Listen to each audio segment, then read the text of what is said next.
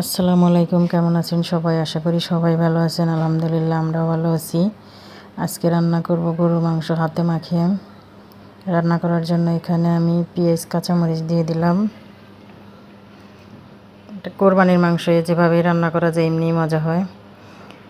এই যে এখন দিয়ে দিলাম দারচিনি, এলাচ, তেজপাতা। একটু কম করে দিলাম কারণ পরে আমি এগুলো ভাজা বেটে দিব।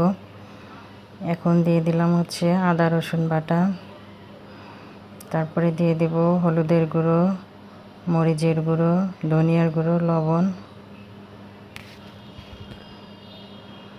মাখানো মাংসের টেস্টটাই কিন্তু অন্যরকম।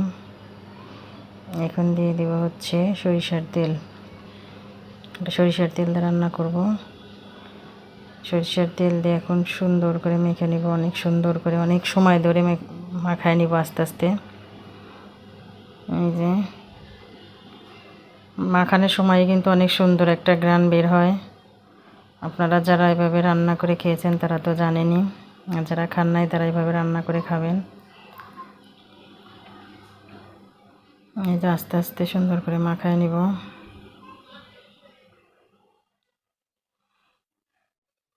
মাখায় আমি 10 মিনিট রেখে দিব, তারপরে রান্না করব।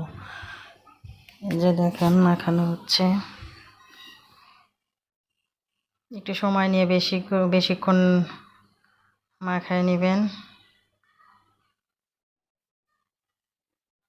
আমার ভিডিওটা ভালো লাগলে আমার চ্যানেলটা সাবস্ক্রাইব করে দিবেন। এই যে দেখুন মাখানো হচ্ছে সুন্দর করে। এই যে হয়ে গেছে। এখন আমি চুলায় দিয়ে দিব। এই যে দিয়ে দিয়েছি, এখন ঢেকে আস্তে আস্তে রান্না করে নিব।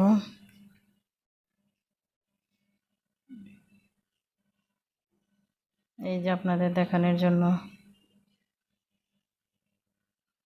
দেখেন কত পানি ছেড়ে দিয়েছে মাংস থেকে। আমি কিন্তু এখানে একটু পানি ব্যবহার করি নাই। এই পানি দিয়ে সুন্দর করে কষিয়ে নিব। এই যে কষানো প্রায় হয়ে গেছে। আমি একটু আলু দিয়ে দিলাম। আলু ছাড়া তো চলবে না, আমার ছেলেদের আলু লাগে। কষানো হয়ে গেছে, এখন আমি পানি দিয়ে দিব। দেখেন কালারটা কত সুন্দর হয়েছে। আপনাদের দেখানোর জন্য আমি বারবার ঢাকনা খুলে দিচ্ছি দেখার জন্য। এই যে এখন এই ভাজনাটার কথাই বলছিলাম, এখানে দারচিনি, এলাচ, তেজপাতা, পেঁয়াজ আর জিরা ভেজে তারপরে বেটে দিছি। এই যে হয়ে গেছে আমার গরুর মাংস হাতে মাখানো।